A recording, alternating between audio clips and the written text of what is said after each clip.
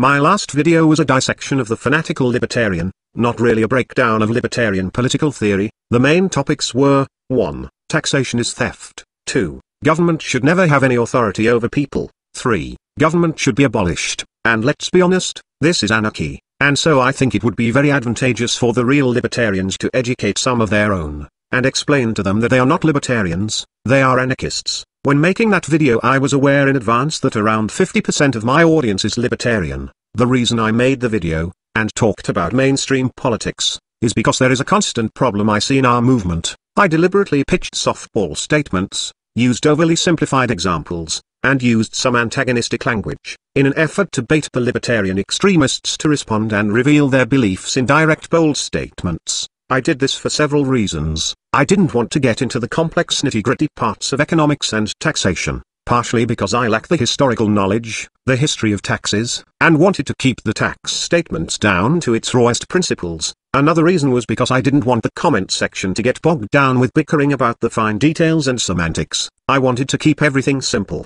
I got a lot of negative comments, as I expected, as I intended. What surprised me though was the amount of pointless insults. I was seriously expecting insults and condescending attitudes, but I thought there'd be far more valid arguments to go along with them, not just repeating the same thing over and over that taxation is theft and government is evil, and putting words into my mouth such as I apparently support a big government, believe the US government to be perfect and praiseworthy, or that I support a police state or a welfare state. I never said any of these things, only that some degree of government was needed, some laws need to exist and someone has to have authority to enforce them, and that these things would require some form of revenue. What gets me is, we all agree scrapping corporations and putting government in charge of micromanaging economy, communism, is a bad idea. Don't you think we should also know that scrapping government and having corporations govern us would also be a disaster? It's nightmarish to think of Congress being replaced by Walmart, and replacing Obama with Ronald McDonald. I'm not saying our Congress is doing a great job or that Obama is a good president, only that I currently prefer Congress and Obama to Walmart and Ronald McDonald handling these national functions.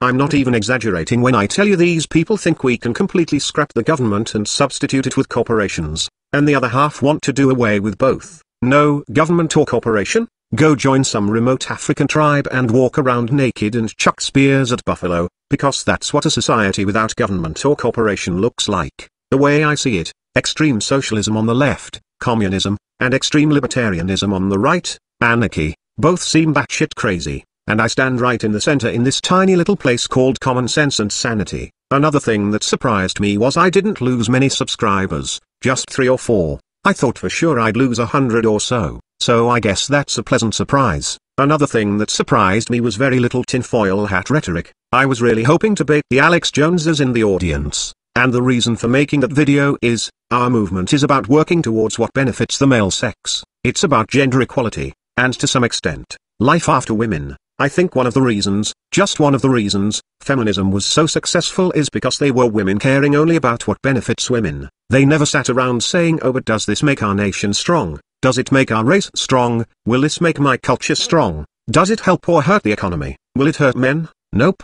They only asked themselves, is this good for women? I believe if we are going to succeed, we cannot do this by looking at what benefits men but then saying, sure, this could help men, but it might screw up our pipe dream utopia for all of humanity, might hurt the economy. We can't think like that. We need to start thinking, does this benefit men, and just going from there. Imagine if women were given a task to take raw materials and build a shelter for themselves any way they see fit. Now imagine the same task being given to men, with the stipulation that the shelter must meet all the safety codes and regulations, such things as, must have a bathroom for every 5 individuals, all doors must have locks and open with a specific amount of clearance, there can be no cracks in the wall, all the outlets have to be spaced properly, all walls must be painted with latex paint, and the exterior painted with Homeowners Association regulation colors, and must have X amount of lights per cubic meter, must have wheelchair accessibility, must have 1 telephone line per level, and so on. All these tiny little regulations. Which of these 2 groups is going to pull off the task?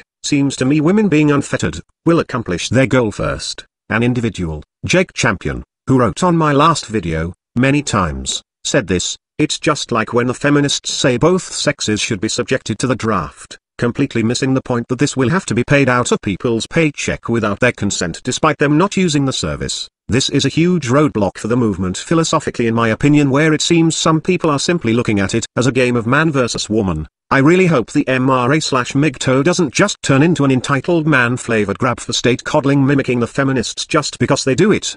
The movement needs to be more mature than this. This right here is the problem. You can only fight for men's rights so long as it is done without taxes, without catering to government or asking government to pander to you. No state coddling. Furthermore, I think he meant the MRM saying both sexes should be drafted, because I never heard feminists suggest that. They only retort that's a part of patriarchy. And another thing, Jake, this is a battle of men versus women. It is not a battle of the ideologies. Anyhow, the feminists fight any way they can, doing whatever works, hitting below the belt every chance they get, and they have been unstoppable because of it. And we can't fight because there are 1,000,001 rules and regulations, all these do's and don'ts of fighting back. The women build their shelter without regulations or morality to hold them back. The men are insistent that either we build the friggin' Taj Mahal or we build nothing. The women run to the government to ask for all the supplies they need to build their shelter, but we insist that we don't go running to that government, and that we harvest our own resources. Again, we're going to lose doing it that way, and that's really the problem we run into. We have, as Barbara pointed out, people in our movement, against building government-funded men's shelters, because taxes, big government, socialism, and there were some people that objected to his video, because they don't care about the well-being of men. They only care about getting rid of government and taxes. Look, I don't care if you're an extremist libertarian, anarchist, just don't get in our way. Put your anarchism on the back burner and do not let your libertarian principles act as a roadblock to men achieving equality. If there was ever a situation where government said, look, we aren't going to force women's shelters to accept men, but what we are willing to do is build some men's shelters. The more these shelters are used and needed, the more of them we will build to meet the demand. This wouldn't be ideal, but this would be nonetheless a victory for the male sex. Unfortunately, half our movement would scream back to that politician, hell no, that's my taxes, taxation is theft. Get government out of our lives. Don't you see the problem? So long as we keep that mentality, we can't win. We have to make our movement about men. We talk about how the odds are against us, how society is gynocentric. Well, let's look at it. Women are against us because women have self-interest and put their needs above men. Many men are against us because they are pussy-begging white knights who look out for female interest above male interest. Half of the people in the manosphere are actually tradcans who are against us because all they really want is for women to sit home on their ass while men do all the work, and they won't hesitate to throw men under the bus. And even half the manosphere that isn't tradcans, are against what works for men because they insist that no matter what change happens, it can't go against their anti-government pseudo-anarchist type libertarianism. I'm sorry, but can we possibly divide ourselves anymore? You have to take the human species and trim away a lot of fat just to get to that microscopic portion of humanity that actually wants to benefit the male sex. Do we really need to take those few people, and split them in half, removing all the not my taxes even if it saves men, from the few remaining numbers? As if we aren't thinned out and divided enough. Folks, we need to drop idealism and partisan politics. We need to do what worked so well for the feminists, to push for what benefits men and just not give a shit about whether or not it benefits in a way that is compliant with our economic views, or religious views, socio-political views. The rule is this: we push for what benefits men, and I can hear people saying now, but what if it ends up breaking the system? Oh well, too fucking bad. Women don't hesitate to push for what works for them. They don't care if their new sexual harassment policy hurts men, or the company or the taxpayers, or the insurance companies or makes the court system bigger. They don't give a fuck. They push and they push and they push like rabid animals until they get what they want. Gentlemen, we have to become the same way. Furthermore, there is this fascinating little phenomenon. If you push for something, very outrageous, and you don't stop, and you don't compromise, then eventually your opposition, the world around you, starts to compromise with you. You ask for 500 miles, and they tell you that's the craziest thing in the world.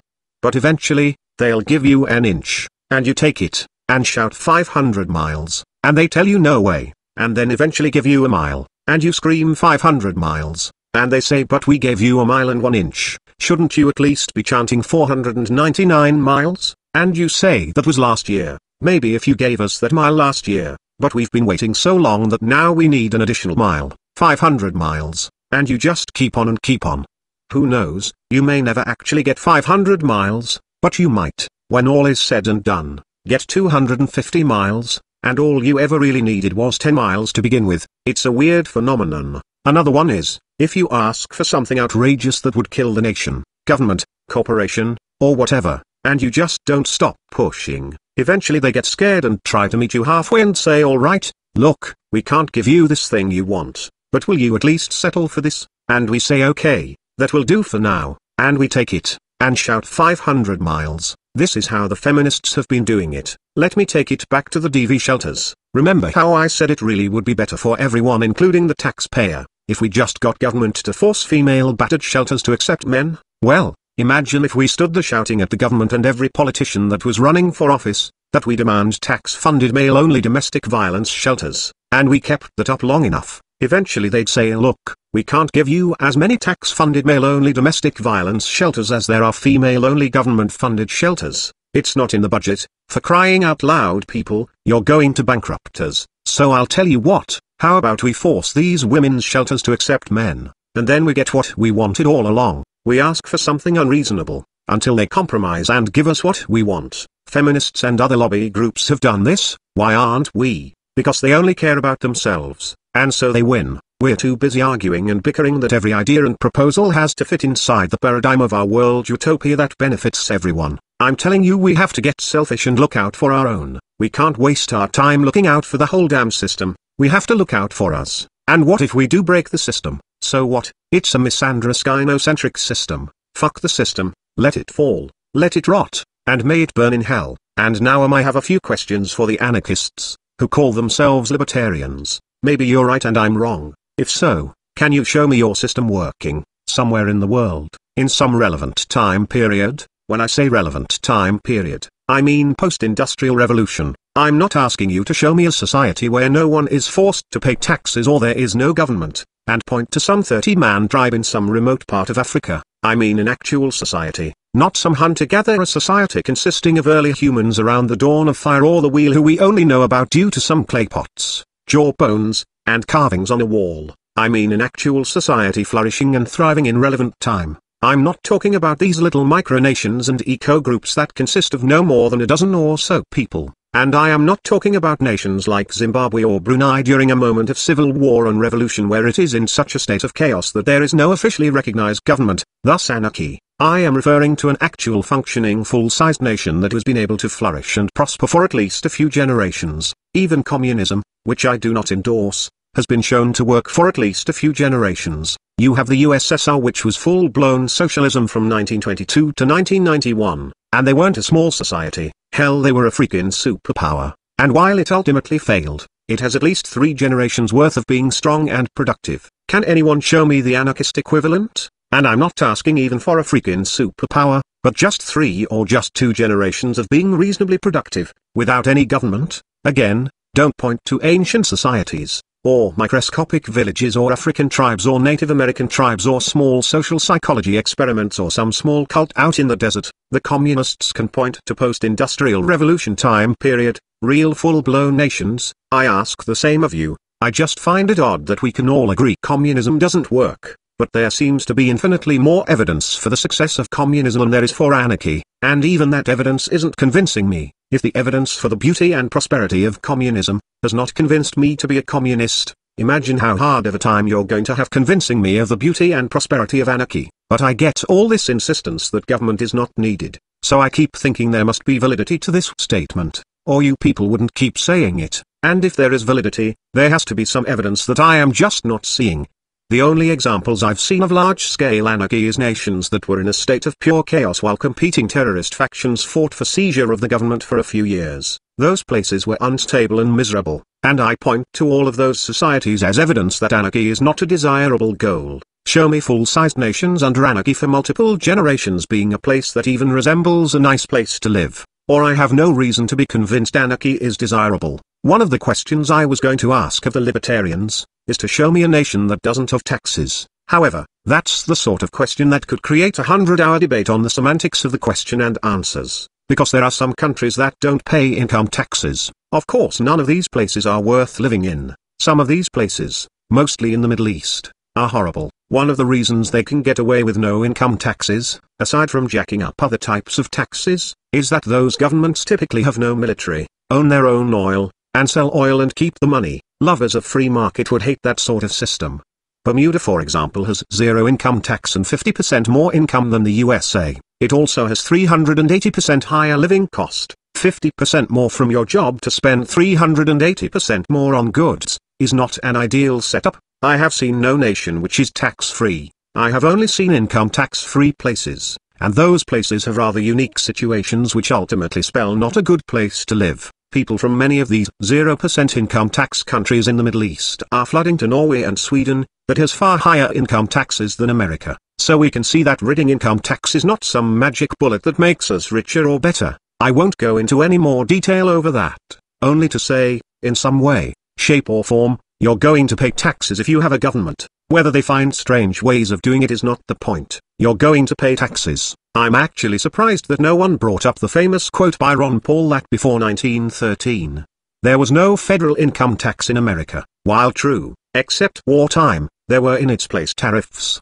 property tax, sales tax, poll tax, duties, and the government owned the land and natural resources and could sell it off to the people for government profit. Now another question. How do you propose we go about pushing to change our country into a functioning, flourishing, prospering anarchy? And when I ask these questions, I am not completely being a smartass. I have been told that I am stupid, I don't know what I am talking about and so on. Okay, well, I can't truly know that this is untrue, so if I am just a horribly misguided person, then I ask you to educate me, explain it to me, because in the comments of my last video, there were a couple of good points, such as the guy who mentioned that when it comes to government control over our lives, what about selective service? Well, okay, that was a good point.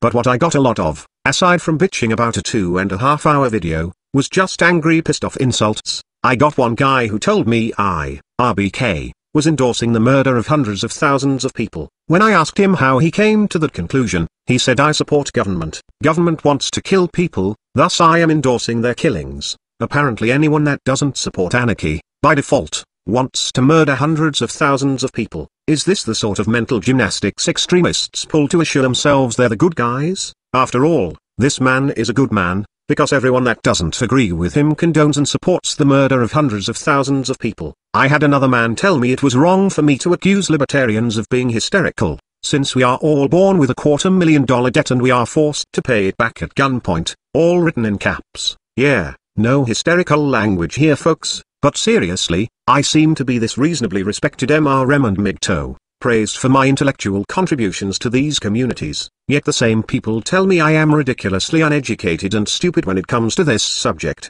So, I'd like that to change. I want you to drop the insults and name calling for a moment, not because it hurts my feelings, but because it is not productive, and help me to understand where I am wrong, by answering these questions. 1. Show me a functioning and prospering anarchy. 2. Tell me how we should go about getting rid of our government and becoming an anarchy, because as I said in that video, all these anarchists calling themselves libertarians, are ultimately voting for the Republican Party. Tell me how supporting the Republican Party is going to remove government. Democratic Party and Republican Party both profit from a big government and elections. Neither one wants to reduce the size of government, no matter how much they lie to you and say otherwise, because big government is big cash for them. And sure as hell none of them want to remove government completely. If the alternative is just not voting and supporting any party, how does that make government go away? So the question is, how do we abolish government, and thus taxes and the police etc.? How do you propose we do this? Don't just tell me I am a fucking retard, tell me how you think we should do this. Educate this retard please. 3. How does anarchy help the male sex? By that I mean, how does it end gynocentrism, male disposability, and misandry? Please don't answer with retarded knee-jerk shit like oh and I suppose you think big commie government benefits men. God RBK you're so stupid, straw man nihilist statist facepalm worthy retard epistemic rationality logical fallacy hypocrite. Don't do that. You did that shit on the last video. Try just answering the question. Convince me to support anarchy by telling me how anarchy defeats gynocentrism, misandry and male disposability. And the reason it is so important that you show me this, is because thus far, every time men talk about building male DV shelters, or any political policy that might help men, we have the anarchists, identifying as libertarians, telling us that us MRAs must not push for such a thing because that's asking the government to coddle us, that's taxes, that's big government, that's just like the feminists. Let me tell you something, the MRM is not a blueprint to building an anarchy, the MRM is not a roadmap to get there, and you anarchists have shown yourselves to interfere with the progress of the MRM, so you have acted as an enemy to men fighting for their rights. It is vital that you explain to me how anarchism is a blueprint for erecting the MRM, or a roadmap to ending gynocentrism, misandry, and male disposability. Either that or accept the fact that all you've done thus far is get in our way and tell us men we can't fight for our equality in any way that conflicts with your anarchist end goal. You're telling us to fight our battle, but to do it on your terms. Well, fuck you. You fight your anarchist battle, but you do it on our terms, and our only terms are, don't get in our way. MRM ain't about communism or anarchy, it's about men having rights, nothing else. You can be an MRA and still be an anarchist, just don't get in our way. This movement won't cater to you and play by your rules. We play by our own, and our rules are very simple: male equality at any cost, and don't get in our way. If you want us MRAs to support your extremist libertarianism, anarchy, then tell me how anarchy benefits the male sex in relation to the female sex. Tell us how it helps to achieve equal rights for men, or just quit stepping on our damn toes. I will respond to your answers in the comments, but I won't be making any more videos on this topic, unless I can be convinced that anarchism can assist my MRM goals. The main reason for that is simple: I don't give a shit about it. I don't care about government and corporations and taxes and economics. I only care about the autonomy and equal treatment of the male sex, and the only reason I even jumped onto the subject is because I was tired of ideas for the equality of the male sex being shot down because it didn't fall under libertarian principles. And again, the three questions: 1. Show me anarchy working. 2. Tell me how we make US and Canada and so on into an anarchy. 3. Tell me how anarchy ends gynocentrism, misandry, and male disposability.